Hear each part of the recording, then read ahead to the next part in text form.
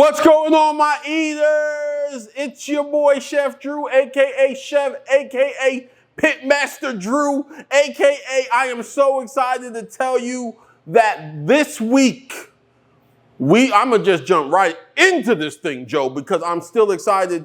This week's episode, we're going to be talking to you about what I learned from Rodney Scott at Heritage Fire Tour. I did not expect to see him there, but he was. And y'all know Chef Drew had to get up in his head because, I mean, that's only right. Rodney Scott sitting in front of me, he do barbecue, I do barbecue. I gotta ask him. But before we get into that, please make sure you go and like, subscribe, do all the things to help us continue to bring you this great content. Let's go.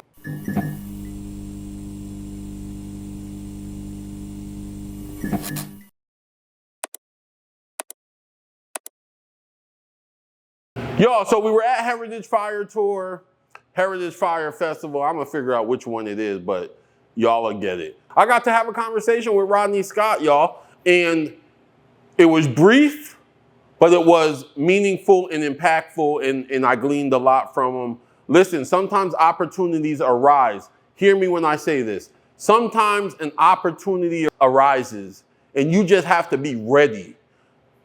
For me, y'all, I'm gonna be honest.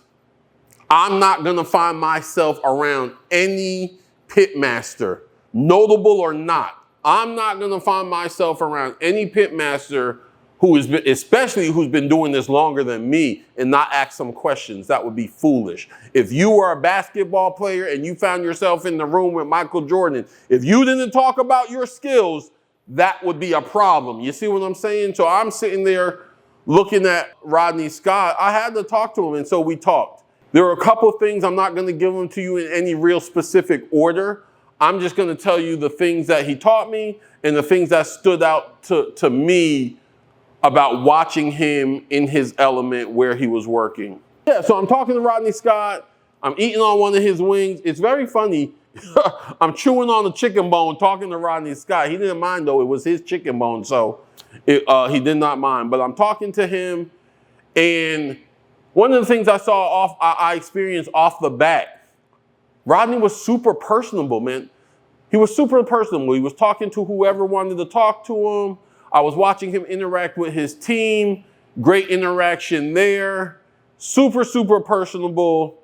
Super humble. Listen, if y'all don't know, Rodney Scott is a James Beard award-winning pitmaster. Joe just told me it's only been 2 of those, and he's one of them. James Beard award-winning pitmaster, celebrity chef, been on all the shows, y'all. He's been on all the shows, been with all the chefs, talked to all the people, did that. Netflix, this flicks, all of that. 4 restaurants, cookbooks and better. This man was at this event. He did not have to be at this event. I'm sure he has people who he could pay to be at this event. But he was there in Atlanta, in the middle of the city, amongst probably 1,000 people. Joe, you think it was 1,000 people in that place? Standing amongst 1,000 people like you and me. He did not have to be there.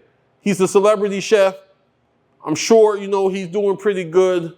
But I gotta say, one of the first things that I noticed about Chef Rodney Scott, he's just a humble guy, man. He was in this environment. He did not have to be there. I already ran you some of his accolades. And then if all of that wasn't enough, he was there before me. He definitely left after me. And y'all, he was there working too. He wasn't just being a celebrity. He wasn't just dictating to his guys. He was there helping his guys cook. I saw him lug a daggone probably 40-pound pan of chicken wings across the field multiple times. Humility. No matter where your career takes you, no matter where your business goes, I know me and Gwen, we really want this. I know my guys, Joe and Andy, they want this. Remain humble, guys. Never let your success, never let your status make you bigger than your britches or put you on some kind of pedestal.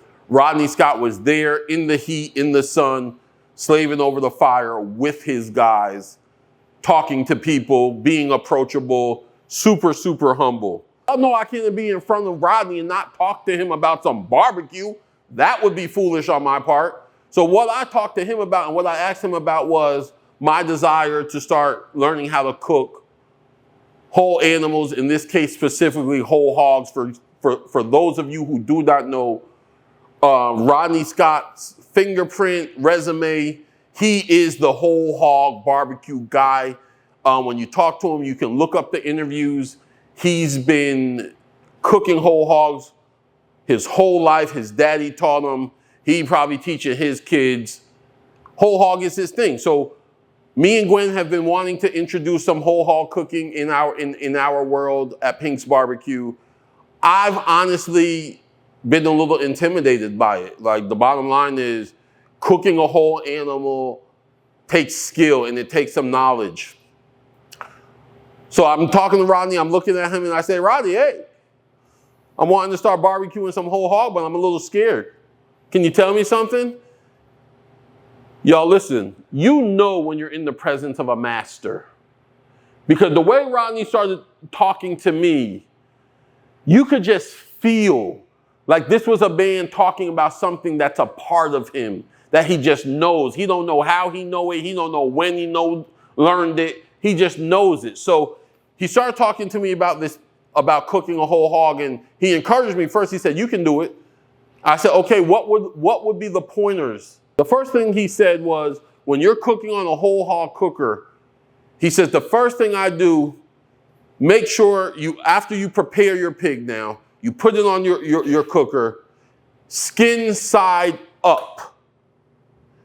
And I was like, okay. That didn't surprise me, y'all. Anytime you talk to anyone smoking a pig, barbecuing a pig, roasting a pig, whatever it is, everybody knows that the skin of the pig is the pride and joy. Cooking a whole hog takes a very, very long time. So it's no surprise that before you start cooking, you would make sure that the skin side is up, because that's probably going to be the last thing you want to cook. It's not going to take as long as cooking the meat, and all you're wanting to do by the time you get to that point is crisping the skin. So Rodney Scott, first thing he taught me that day, after humility, make sure you cook your pig, if you're doing whole hog barbecue, skin side up, meat side down to start. Once he taught me that, then he also taught me, don't worry about the middle of the pig. The middle of the pig, the thinnest part of the pigs, that will cook just from residual heat. The hams and the shoulders of the pig are the thickest part of the pig. So what Rodney is saying, in all his expertise and experience, focus on making sure the thickest parts of the pig get cooked first, low and slow. So even though that's where you're focusing the heat, y'all make sure you are managing your fire. You don't want too much coal. But yeah, make sure your coal beds are at the thickest parts of the animal. The middle of the pig will cook based off of residual heat over time. That's something I hadn't thought about, but it made a whole bunch of sense. So I'll definitely be paying attention to that piece of knowledge. Next thing he told me is you want your fire low and slow, y'all. For anyone out there who wants to learn how to cook whole hog, Rodney Scott says low and slow your fire under the thickest parts of the meat. Okay, so Rodney's telling me this. I'm like, Rodney, that's all great and that's all good, but how do you know if it's too hot? How do you know if it's low enough, if it's not hot enough? Y'all, what he told me was so smart. It was so smart. Clearly, he is a master. When he told me this, I was like, yeah, this guy is a master. He know what he's doing. He been doing this for a minute. He said, listen, he said, when you're cooking the pig down, meat side down on the cooker, all that fat and juice from the pig is going to be dripping down onto those coals. He said, listen, y'all, I try to tell people cooking involves all senses. This is a perfect scenario. He said, when the pig starts cooking, you're going to hear that fat start rendering and dripping onto the fire coals. He says that's great for two reasons. One, when that fat and animal juice, pig juice drips down on the fire, that steam that bounces back up off the fire, all that flavor, all that goodness bounces right back up into the meat. There's something about cooking meat over direct coals, and Rodney Scott said that to me. When all that fat is rendering down, you don't want it to sound like raindrops on the coals. He said if it sounds like raindrops and that fat is just rendering off rapidly, he said your fire is way too hot. You're gonna burn it up. Y'all, just so you know, I've been looking at pigs, and just so you know, to buy a whole pig today can cost you anywhere from $200 to $600 for a pig. Maybe not $600, maybe more like $500. But depending on the pig and who you're getting it from and the size and all that, a pig can cost $200 to $600. If you're spending a few $100 for one animal, one piece of meat, don't burn it up, y'all. Rodney Scott says if you hear the juice and the fat coming off that daggone pig super fast, your fire's too hot. Let the coals, move your coals around, let them cool down a little bit. He said, what you want to hear that fat rendering off and sizzling on them coals at a rate of every 2 to 3 seconds. Psst, psst, psst. Rodney Scott says when you hear that rhythm, you're cooking good. Y'all, the only way he could know that, the only way he would know to be able to articulate that is by countless hours slaving over a pit, cooking hogs. When he was telling me that, not only was he teaching me how to cook this hog, but this man was showing me his mastery. He was teaching me and telling me about his devotion to his craft. Y'all, this is a man, if he's doing it, he's gonna do it right. So, we talked about humility. We talked about how to put the pig on the cooker. We talked about what to listen for. I said, okay, Rodney, that's all good and well. But Chef, how do I know it's done? How do I know it's time? He knows it's time to flip his pig, because don't forget, we gotta crisp that skin. We gotta get that skin right. But he knows the meat is almost done.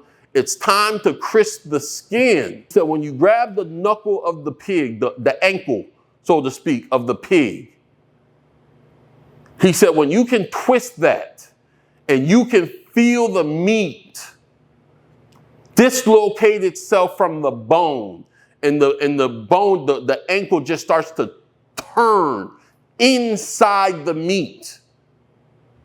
If you do this, you know what I'm talking about. He said that's how you know your pig is almost done and it's time to flip.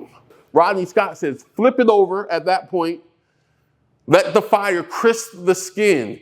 And at that point now, a lot of people think, this was very surprising to me, but he assured me, a lot of people think you have to be seasoning and injecting your hog and all that all throughout the cook. Rodney Scott says he don't really start mopping his pig until he flips it. And while that skin is crisping and he's waiting for that last layer of fat to render off underneath the skin, he just starts mopping, seasoning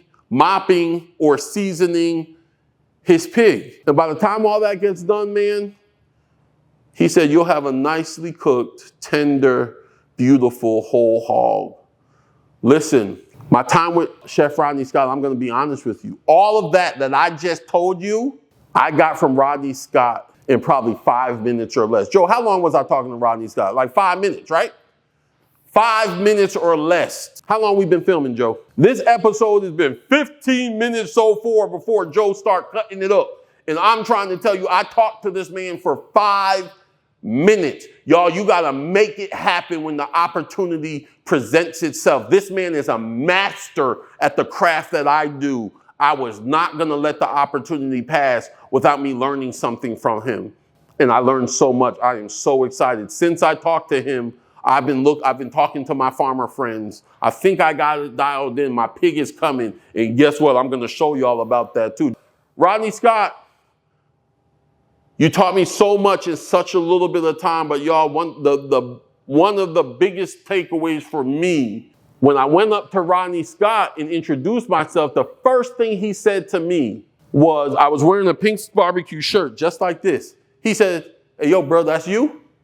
And I said, "Yeah, this me, I'm Pink's Barbecue." He said, "Listen, I am so impressed that you are in here, in this atmosphere, representing and holding down your brand." He said, "When I was coming up and even still now, I always wear it. I always wear Rodney Scott Barbecue. It's your brand. It's who you are." He said, "I'm very, very proud of you for representing yourself. Keep it up." Y'all, I was so floored. Oh, you touched my little sensei spot, Rodney. Y'all, Rodney Scott gave me a whole new appreciation for this t-shirt and the t-shirts to come. JoJo, they about to be mad at me. It's about to be Pink's Barbecue, everything. The Eating Chambers channel, everything. Because y'all, this stuff ain't easy. And Rodney Scott is absolutely right. If you don't believe in you, if you don't market you, if you don't support you, why would anybody else? Why should anybody else? So if you're out there with your business, whether it's barbecue like me, whether it's content creation, whether it's making widgets, whatever your business is, y'all, Rodney Scott says, and I agree, market yourself. Brand yourself, wear it, be proud of it. Let it be a part of your life. Let it be a habit. Y'all, you never know. I didn't know that day when I left my house in my Pink's Barbecue t-shirt that I was going to be talking to one of the best barbecue chefs probably in the world. Y'all, Rodney Scott, thank you so, so much. Y'all, thank you so much for being here with us. I really, really hope that after you watch this video, you learn something. If you're a barbecue fanatic, if you're interested in doing whole hog anything, I just gave you some pointers from the general's mouth himself. If you're not a barbecue guy, let this video encourage you to keep pursuing what you want to do. Go learn about it. Find the opportunities to go learn. And when you find those opportunities to go learn, grab every single thing out of them that you can. Also, just like Chef Rodney Scott, if I can tell you nothing else too, as you're on this walk, as you're building, y'all, let's remember to be humble.